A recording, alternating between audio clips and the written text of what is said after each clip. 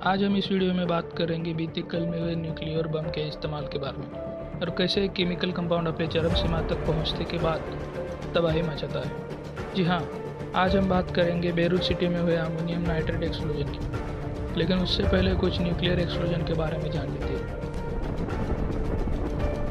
तो आइए दोस्तों, वीडियो को शुरू करते हैं। अगर आपने हमारा चैनल सब्सक्राइब नहीं किया है तो जल्दी से सब्सक्राइब कर लें और बेल आइकन प्रेस करके ऑल पर सेलेक्ट करें। हैलीफैक्स विस्फोट यानी हैलीफैक्स धमाका द्वितीय विश्व युद्ध के दौरान परमाणु बम गिराने से पहले होने वाला सबसे बड़ा मानव विस्फोट था, जिसे 1917 का हैलीफैक्स विस्फोट भी कहा जाता है या फिर ग्रेट हैलीफैक्स धमाका। 6 दिसंबर 1917 को माउंट ब्लैंक, एक फ्रांसीसी जहाज जो 2.9 किलोटन विस्फोटकों से भरा हुआ था, हैलीफैक्स बंदरगाह में बेल्जियम के राहत जहाज ईमो से टकरा गया। माउंट ब्लैंक में आग लग गई, जिसे स्थानीय अग्निशामकों ने बुझाने का असफल प्रयास किया। जब लपटें माउंट ब्लैंक के ज्वलनशील माल तक पहुंच गई, जिससे परिणाम स्वरूप विस्फोट से शहर का एक बड़ा हिस्सा तबाह हो गया। शहर के उत्तरी छोर में रिचमंड जिला और बंदरगाह के पार डार्टमाउथ क्षेत्र में सभी मिटा दिए गए थे। आधिकारिक मौत टोल 1963 थी, जिसमें 9000 अन्य घायल हुए और 6000 लोग बेघर हो गए। द्वितीय विश्व युद्ध के दौरान जापान के हिरोशिमा शहर पर 6 अगस्त 1945 को 8:15 बजे अमेरिका ने परमाणु बम गिराया। इस बम का नाम लिटिल बॉय था। इस हमले में करीब 80,000 से ज़्यादा लोग मारे गए थे। शहर के 30% लोगों की मौत तत्काल हो गई थी। वही परमाणु विकिरण के कारण हजारों लोग सालों बाद भी जान गंवाते रहे।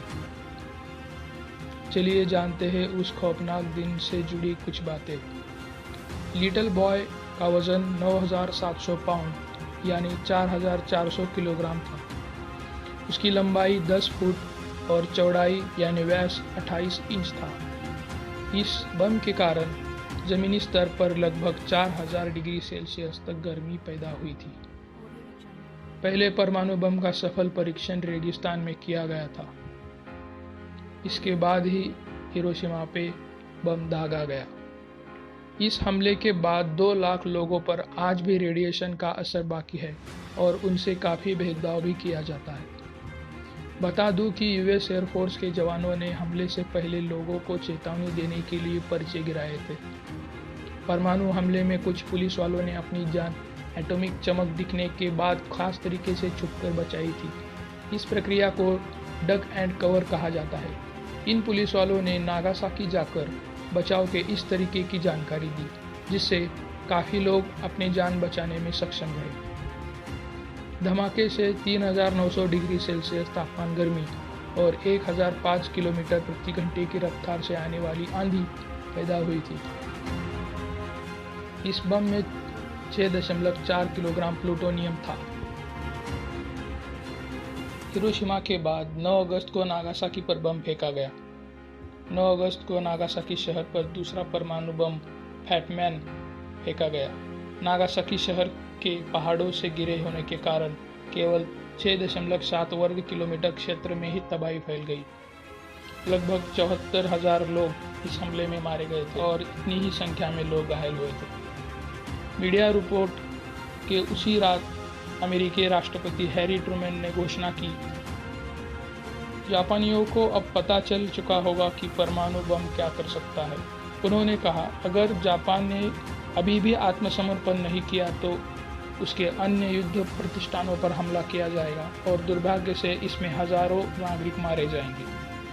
अगर जापान 14 अगस्त को सरेंडर नहीं करता तो अमेरिका ने 19 अगस्त को एक और शहर पर परमाणु बम गिराने की योजना बनाई थी। हमले के बाद कई लोग रेडियोएक्टिव मतलब काली बारिश के चपेट में आ गए थे। वहाँ उस समय कई बीमारियों ने जापानी लोगों को अपनी चपेट में ले लिया और दूसरी तरफ डॉक्टरों की संख्या भी कम थी। ऐसे हालात में वहाँ परिस्थिति गंभीर से भी बहुत गंभीर हो चुकी थी।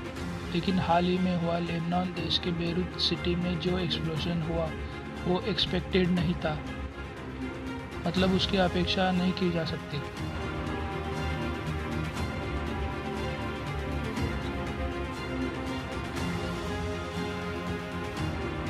भारी विस्फोट ने बेरूत को हिलाकर रख दिया, जो शहर के बंदरगाह के अधिकांश हिस्सों को समतल कर रहा था। राजधानी भर में इमारतों को नुकसान पहुंचा रहा था और आकाश में एक विशाल मशरूम बादल भेज रहा था। मलबे में दबे शवों के साथ 70 से अधिक लोग मारे गए और 3000 लोग घायल हुए। चलिए देखते हैं कि धमाके से बनने वाली गैस कितनी खतरनाक है। जब अमोनियम नाइट्रेट में धमाका होता है तो इससे नाइट्रोजन ऑक्साइड और अमोनिया जैसी जहरीली गैसें निकलती हैं। नारंगी रंग का ये धुआं नाइट्रोजन ऑक्साइड की वजह से पैदा होता है। इससे अक्सर वायु प्रदूषण से जोड़ा जाता है। प्रोफेसर सेला बताते हैं कि अगर धमाके की जगह पर तेज हवा ना हुई होती तो आसपास के लोगों को बड़ा खतरा हो सकता था।